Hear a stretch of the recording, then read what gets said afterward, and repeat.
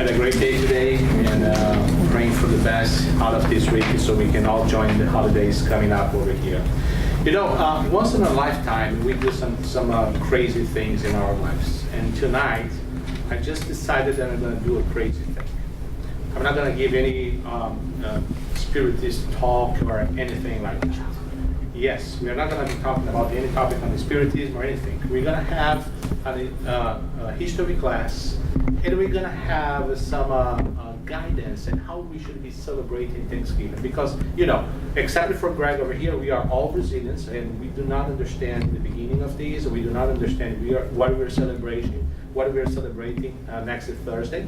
So I'm just decided to give them some guidance so we can go over together on that. And Greg, please bear with me. If I say something wrong, you can correct me. You can help me over here if I say something really weird or something that you do not agree. Please feel free to make any comments or anything. If you want to bring any of your ideas and insights as well, please feel free to do so. But we're going to do a guidance for the Brazilians over here. Well, anyways, first thing, how everything started. Why we do celebrate Thanksgiving. What is the Thanksgiving? How did it start? Where did it come from? Why it's so important for the Americans? Why they spend billions and billions of dollars putting advertisements on TV so we can buy more turkey and we can watch more football on Thursday? What is going on and what is behind of that? Well, here's the beginning. The beginning, we gotta make this work. And once this is working, then we can go to the beginning. Yes, recipes for Thanksgiving. Here's the beginning. Again, why you were so slow? It's Monday. That's the reason why. Well, the beginning when it's decided to start to work. I'm going to show a picture of a boat, very beautiful boat, which is known as the Mayflower. This is a replica that we can find at the Plymouth Bay in Massachusetts. The original one was destroyed over one of these hurricanes that they had. I think that was in the early 1800s.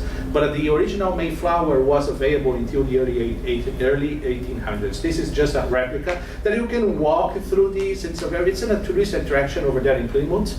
And once you walk inside of these, you have an idea what would be traveling across the ocean for 4 months on a thing like that. And why they decided to join that adventure. On the early 1600s, England, or these people, these pilgrims, they were suffering a lot of political and religious persecutions. They didn't have the freedom to manifest themselves, to manifest their thoughts. That was not a real democracy over there.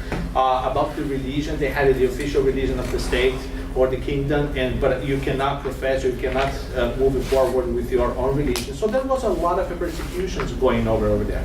So when the word came out that they have a new land, that they have a new opportunity to build new lives, a lot of people decided to take this chance and move forward for the new land, for the new paradise, let's put it this way. So they could try to build for themselves a better life and a new opportunity on this new country, on these new lands that were being occupied by them. The beginning of this journey was pretty complicated because they had the first cross was done on the hurricane season. That was done during the summertime and fall time in the North Atlantic. They had a very tough voyage. They lost a few of the people that were traveling with them. Some of them perished. Some of them passed away. They had a few glimpses with the Mayflower. So that was really tough for them to get over here. But once they got over here, they saw all the opportunities and everything that they could be reaching out of that. They saw a new opportunity to build their lives. They saw a new opportunity to get a new chance and leaving behind all of the persecutions and all the problems that they were suffering at that time. But you know, when we start, and we as immigrants, we know exactly what is this all about. When we got in a new land, on a new place, that we were not familiar with the things, that we don't know the laws, you don't know how things work, you don't know the weather, you don't know the land, you don't know what you're gonna find across the river, or when you land in the beach. And it was very, very tough for them. But they were also very lucky, because, you know, as we study and as we are already learning, there is no such a thing as chances in the history of humankind. Everything is planned for something above us. And this journey was planned by God, so they could come and build this wonderful land that we enjoy today. In the beginning, they were very lucky, because when they got over here, they already found the Indians, which helped them out to locate themselves, how to build their homes, what they should be worried, how and what they should be sowing so they could reap after the first season, how they should protect themselves against the cold. So the Indians were very, very helpful for them in the beginning. And with this very first season that they spent over there, the Indians were so much important that taught them what to sow and how to do it so they could have some food for the following year. But anyways, the very first winter for them was very harsh. That was very hard. That was one of the worst winters ever recorded in the history of the United States. So it was very much complicated. You know, the morale was very low. They had a lot of problems. Other peoples died because of the winter time. They were not familiar with the land. A lot of problems of communications to talking with the Indians. Can you imagine, just like us, we don't speak English, and we got over here in the first moment, and we have to learn the laws and the costumes and the food and the language and everything. It was kind of complicated to do that. But you know, as they were working very hard, and when you work very hard, you got to collect the rewards on your work. They had a very nice and a very blessed harvest. When the real time came, they were able to collect a lot of foods, and a gesture of being thankful. They reunite all the Indians and all the communities around them. They helped them to go over that first year. So that's how the tradition of the Thanksgiving is started over here. There were also the other colonies that developed a new, some slight different ways to manifest and to be thankful for God. But that's how pretty much everything is started over here. The holiday, as we know today, was officialized only on 1848, if I'm not mistaken, but that was around the middle 1800s. But other people in other colonies, they were celebrating Thanksgiving on the same way.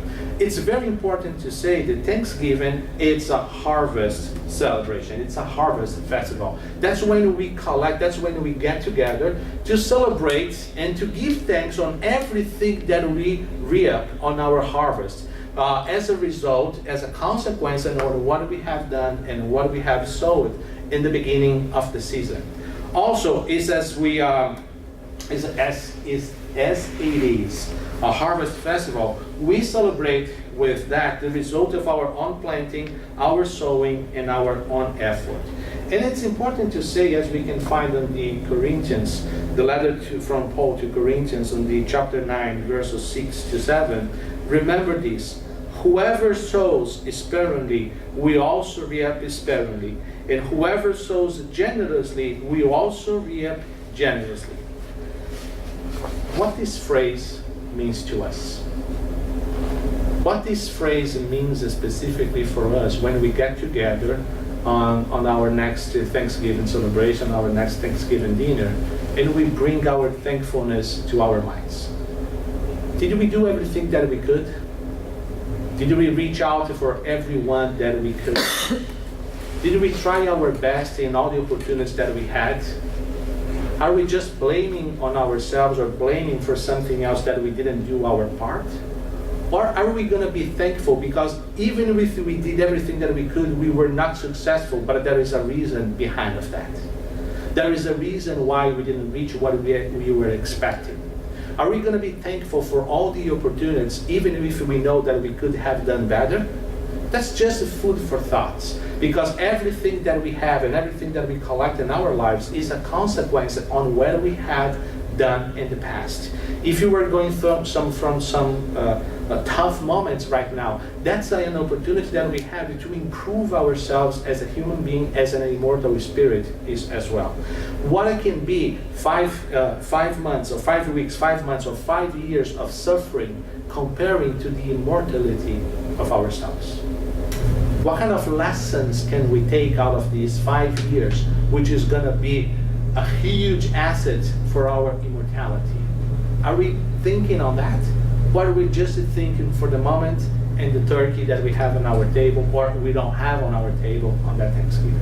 So that's very important to keep on our mind. So let's just close out, let's just wrap up the history on our talk today. We're not going to be talking about more history. If you have any questions or if you'd like to understand and know more about the topic, go to wikipedia.com and you're going to find a lot of information. Right now, I just gave you guys a glimpse on what is Thanksgiving and what we are celebrating and why is that so important for the United States. Because that was the very first celebration that these new people, this new culture got for themselves when they got here. So, we are not familiar with this culture. We were not born here. We speak another language. Our thing is soccer, beach, and Christmas time, summertime. It's totally different. On our culture, we would be now celebrating and planning ourselves for the summer holidays, for the summer vacation.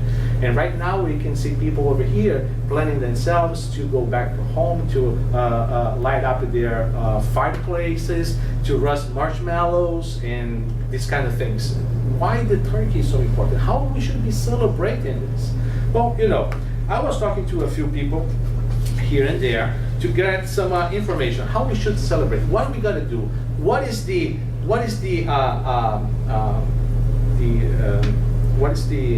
guidance and what to do and how to do so we can celebrate a real Thanksgiving party, a real Thanksgiving dinner.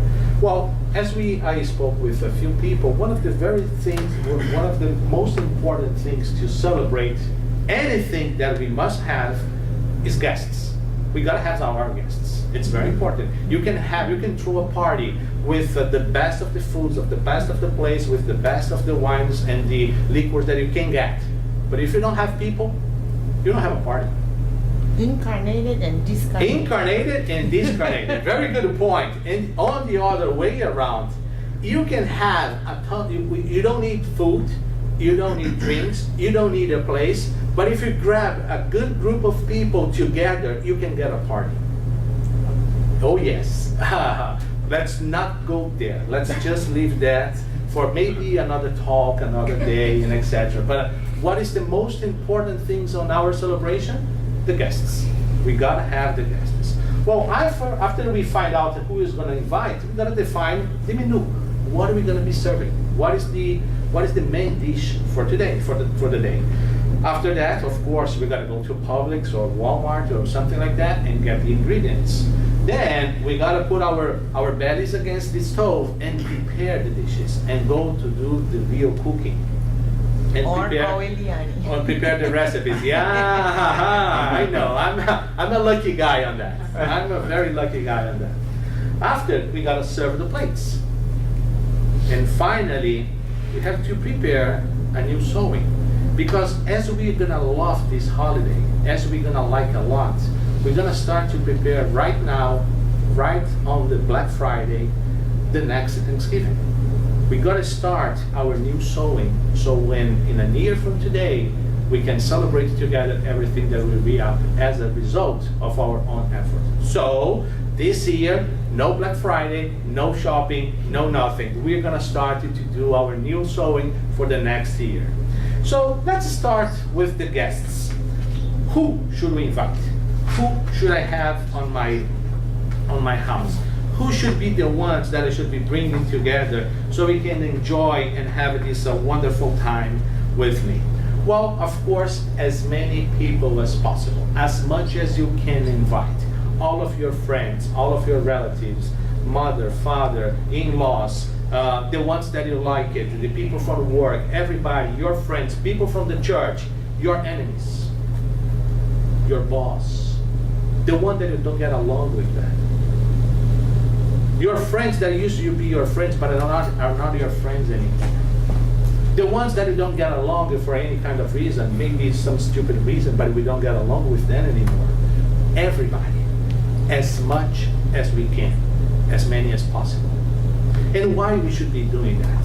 Because if we decided to follow some of the teachings that we've been following lately, and one of his most important books, which is in Matthew chapter 5, we can find out.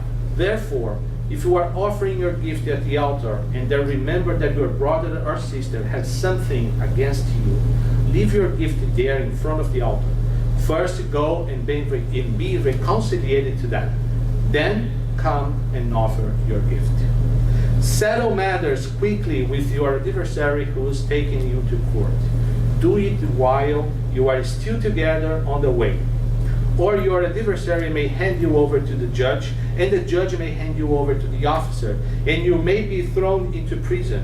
Truly I tell you, says this great master, you're not getting out until you have paid the last penny. So if you have something against anyone, if we don't get along with any or someone, this Thanksgiving celebration, it's a huge opportunity to invite them to our table. Or at least invite the person to come and talk to us. Or at least to do a gesture towards a reconciliation. Because we are all brothers and sisters from the same Father.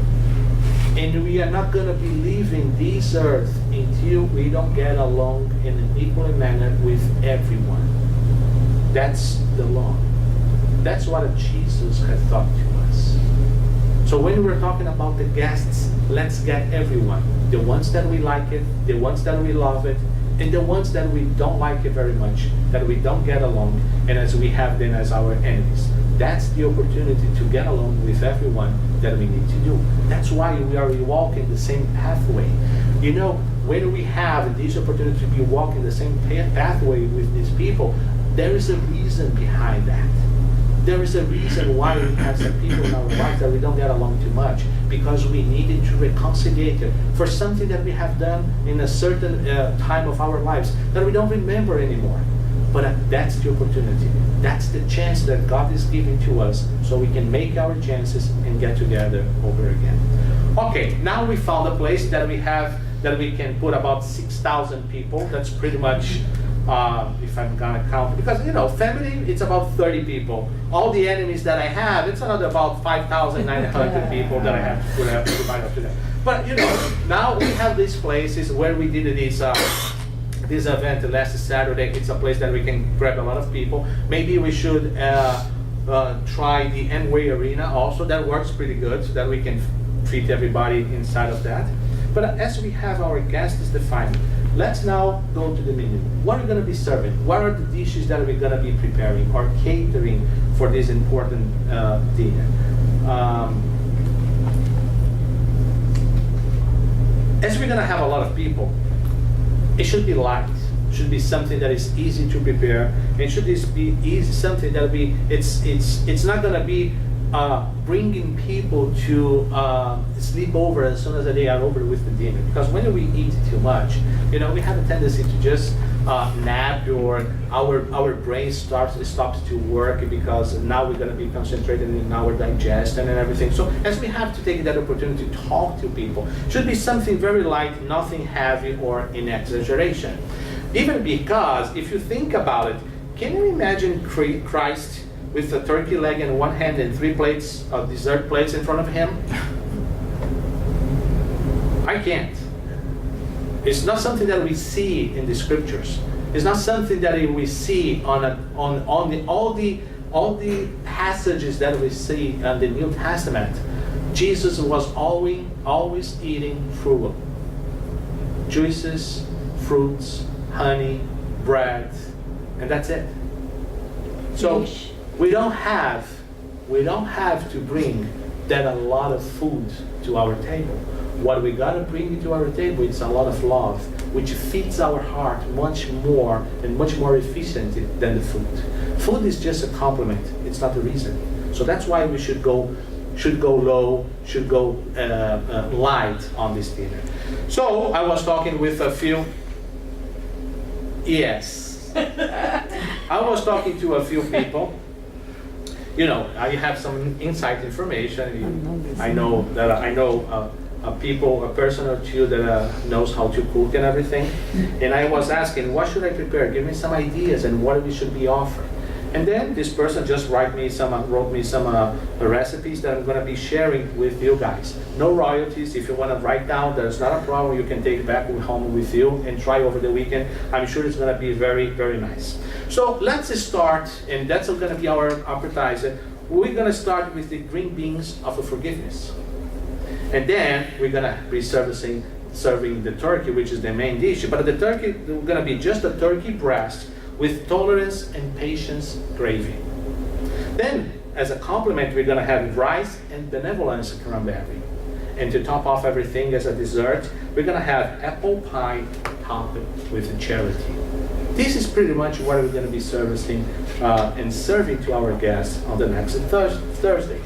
How do I prepare, how do I pick these ingredients? Where can I find those ingredients? Of course, most of these ingredients we can find at Publix or Walmart or any other grocery store that you prefer. It's not that complicated. The green beans, the turkey, the rice, the cranberry, you can buy it any place that you want. But there's a lot of other ingredients that is very, very complicated to get. We're going to need a lot of love and a lot of humility. We're going to need also some affection, tenderness, and kindness. We're going to need a lot of forgiveness, tolerance, and patience. A little bit of understanding, some charity and solidarity as well, some faith, and a lot of study. These ingredients we don't find in the grocery stores. These ingredients we find inside ourselves. We have to look inside our hearts, open the doors, and see how much of these ingredients we can take out of ourselves.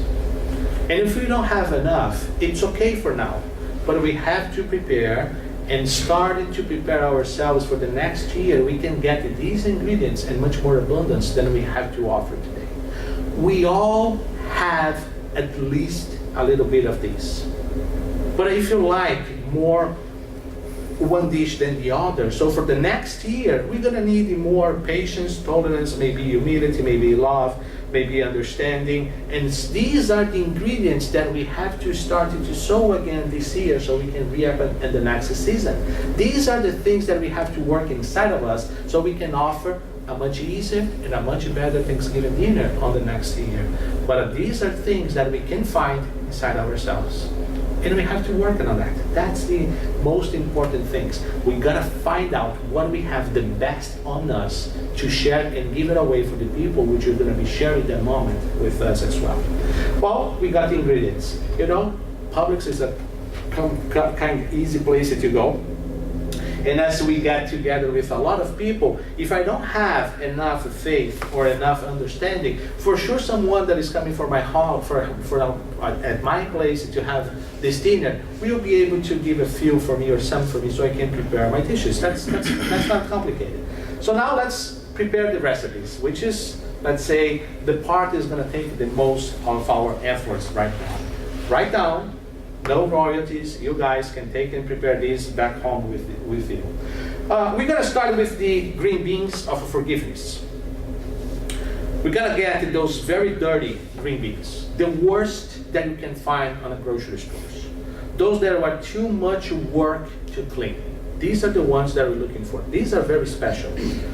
Wash them with a lot of love and humility and pray for them. Put them in a warm water so they can soften out, they can soften themselves, and we don't hurt the green beans when we embrace them and we get along. And season it with olive oil only, which is for them to get very, very soft and very tenderness. Forget all the offenses and serve in generous portions as well, without looking to whom. That's not exactly how we should be practicing and bringing forgiveness to our lives. Treating people with kindness. Because when we have to forgive something to someone, that's because that person or that situation has hurted us a lot. And we have to deal with that as we put ourselves on a hot, nice, warm bath. We soften everything. We relax, we think, we reflect, and we learn to deal and to work with that situation. And when we put this olive oil of tenderness and calmness on the situation, we're going to be able to do and practice and bring the forgiveness to our lives. It's not easy, but it's very tasteful. It's very, very tasteful. That's going to kind of open up our appetite for what is coming after that. What is coming after that is the turkey breast with the tolerance and patient gravy. This is kind of interesting. First, we've got to roast the turkey for 15 hours, which is why we should be trying our patience. We have to wait for 15 hours. That's the main ingredient for the gravy of patience and tolerance. We have to roast the turkey for that amount of time. Join faith and wisdom from the study and mix everything all together. Accept all the difficulties from the time that it takes to bake. Accept the dirty and the mess that we're going to have in the oven and in our kitchen. Accept the work and all the hard work that we're going to have to clean up afterwards. And serve with a lot of love. It is the main dish to be served with all those around us. Tolerance and patience. Accept, accept, accept, accept, and serve with love. If we put these all together on the ingredients, we're going to have the most delicious gravy that we can get over turkey breast. After we do that, we have the rice. How can we prepare the rice? This is quite interesting. Rice and benevolence cranberry. Take 5 cups of rice, the very low quality rice, the worst that you can get on the store, the one that nobody else is buying. You buy that kind of rice. Get 5 cups of that rice and pick and separate grain by grain, leaving aside all the impurities. Pay no attention to dirty little tiny stones and debris that come along, and just look and focus on the clean grains of rice. There is the main seasoning of benevolence, and add the cranberry and serve with all your kindness without expecting any compliment in return, paying back all evil with good. When we are expecting benevolence, or when we are trying to do or being benevolent to someone, we just forgive and forget all the wrongdoings, all the mistakes, all the bad things that that person that might have on their personality, and we just forget about it. We just focus on what is good. We just focus on what we can take the best out of that person or out of that situation. That works exactly on the same way for this rice and benevolence and cranberry. We just forget about the impurities. We just focus on the rice. We just focus on what we're going to be taking, and we just focus on the best part of this dish. We don't pay attention for the other things. When we are when we are in a relationship, any kind of relationship with our boss, with our spouses, with our kids, whatever you want to do it, when you like a lot of someone, you don't pay attention on the wrongdoings. You forgive it very easy. Why should we be paying attention on the bad parts from everybody if we should be looking on whatever that person has done good? Every time that we do that, we're going to be given more and more value for that person, because the good parts, the good deeds will come up and show up, and they're going to be above any other thing that that person might be doing wrong. Make no mistake, and I'm sorry on what we're going to be telling you guys now. We are not perfect. Yes, we all make mistakes. We all do. Yes, Elias, we all do, including you. I'm sorry to be so rude and give you this in a first hand like this, but yes, it's true. We are not perfect. We may not pay attention. We may not notice. We may not want to listen about it, but we do a lot of wrongdoings as well, just like everybody else. So if we expect the benevolence from other people, we gotta practice this benevolence as well. Well, we already had the green bean, we had the turkey, we had the time for relaxing, some relaxation, and enjoying the apple pie topped with charity. There is nothing more American than apple pie. I personally think between the American flag and apple pie, I don't know what is more American. It's pretty much the same. Now you can identify someone by the apple pie. If someone likes apple pie, you can say that guy is American, because there is nothing more American than the apple pie. But when you do the apple pie topped with the charity, that becomes the cherry in the top of our ice cream as a dessert for our dinner. How do we do and how do we prepare this apple pie topped with the charity? First of all, we're gonna collect only the forgotten apples, the most bruised and with the appearance of great suffering. You know those apples which are the first to go in the box, in the transportation box, the ones that goes in the bottom and have all the support and have to support all the weight from all the other apples on the top of them? Those apples that is left behind in the supermarket because they are all marked with the black things and they are not looking good and everything. These are the apples that we're looking for. Not the beautiful red and shiny apple. We're looking for the most suffered, the ones that suffered the most, the ones that had more bruise, the ones that we saw that had a lot of suffering on their transport. Peel off all the imperfections and discard them, no matter what is the reason or who is to blame. Only cook with a lot of love, care, and affection, which is to thicken the syrup of charity. Offer how many servings you want, because this recipe has no calories. It just burns our impurities, imperfections, vanity, pride, and selfishness. When we are doing the charity, we are not looking for the ones which had suffered the most. We are not looking for the ones who had all the weight of the world on their shoulders. That's pretty much the dishes and the plates that we should be serving on our Thanksgiving. As we had prepared the recipes, now we can put it and plate everything. Then we can bring this to the table and start to put the people along and around the table. Now we can serve the dishes. Serve everything on a very beautiful table, decorated with the teachings of the gospel and with a prominent place for Jesus, our main guest. We cannot forget that Jesus is the reason for the season and not Santa. After all, there he'll make his beautiful comments as he used to do at the Simon Peter's house, and we can absorb his light straight from the source. So it's very important that when we are getting everybody all together, all of those 6,000 people that we invited to our Thanksgiving dinner, that the most prominent place and the most important place should be reserved for Jesus. So after the meeting, after the meal, he can say a few words just like he used to do in the beginning of his journey on earth among us.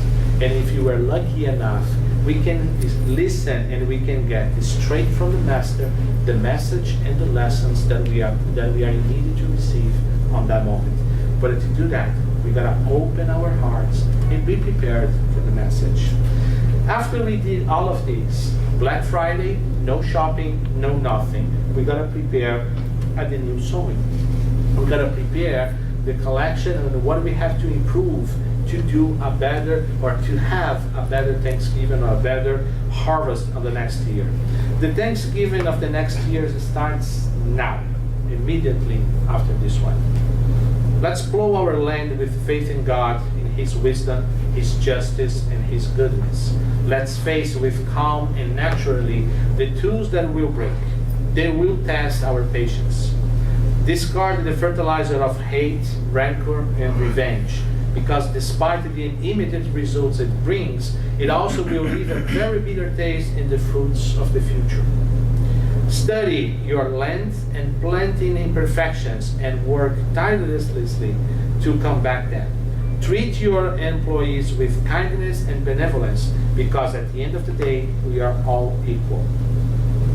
Study your land and planting imperfections and work tirelessly to combat them. What is our land and planting imperfections? The spaces that we have in our hearts that haven't been filled. the spaces that are not prepared or not good enough, so we can collect all those ingredients that I mentioned before: the faith, the patience, the love, the tolerance. What we have to improve in ourselves as human beings, as spirits, so for the next year we can have less people being invited to us. So we can start to have less and less people that we should say, I'm sorry, or should let's try to get along again and again. Because every time that we improve one of these ingredients in our hearts, it's going to be one less people that we have to be being sorry with them. Because we're going to start to be getting along with everyone which is together with us on this journey, on this opportunity, on this life.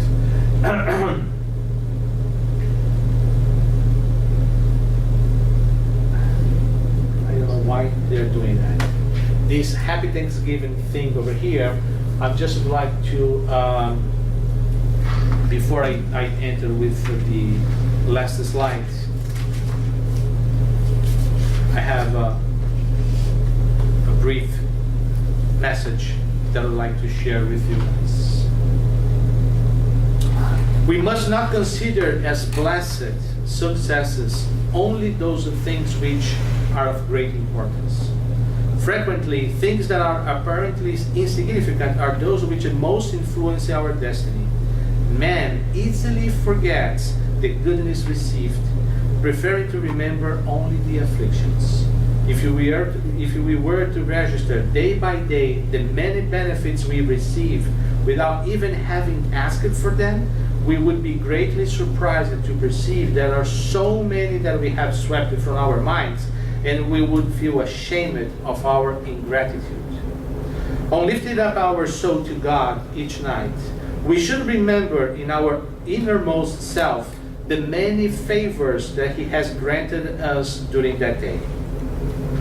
And we should be thankful for it. But most especially at the moment we receive the effects of His goodness and protection, we should spontaneously bear witness on our gratitude. Benefits from God are not limited to material things. We should also thank Him for the ideas and happy inspirations we receive. Whereas the selfish person attributes all of these things to his own personal merits, and the incredulous person to mere chance, the one who has faith renders thanks to God and at the good spirits. Long sentences are not necessary for this purpose. Thank you, dear God, for the inspiration of the good thoughts says much more than a long prayer. The spontaneous impulse which makes us attribute to God what has happened to us bear witnesses of an act of thanksgiving and of humility, which will earn up as the sympathy of the good spirits. This message is in the Gospel according to Spiritism, chapter 28, item 28. Thanksgiving for the obtaining of a favor. So every time that we do that, and we have in our minds that everything that happens to us, we should be thankful to God. Even to our problems, even to our struggles, our life, we should gonna be a lot easier. And to wrap up our talk tonight, I just would like to bring to you guys this short movie over here. Book, Living Spring, written by Francisco Cândido Xavier, dictated by the Spirit Emmanuel. Chapter 11, Let Us Glorify. To our God and Father be glory forever and ever. Paul, Philippians 4:20. When the vase is taken out of the kiln, it says, "Blessed be the heat that has made me hard." When the plow is taken from the forge, it affirms, "Blessed be the hammer that has shaped me." When the polished piece of wood glows in the palace, it exclaims, "Blessed be the blade that cut me cruelly, preparing me for beauty." When silk shines in the temple, it says to itself, "Blessed be the ugly silkworm that gave me life." When the flower opens, velvety and sublime, it quickly gives thanks. "Blessed be the dark soil that filled me with fragrance." When the sick person recovers his health, he cries out happily, "Blessed be the pain that taught me the lesson of balance." Everything is beautiful, everything is great, everything is holy in God's house. Let us thank the storm that renews, the struggle that perfects, and the suffering that enlightens. The dawn is the wonder of heaven that comes after the night. In all our difficulties and darkness, may our Father be glorified forever and ever. And so be it.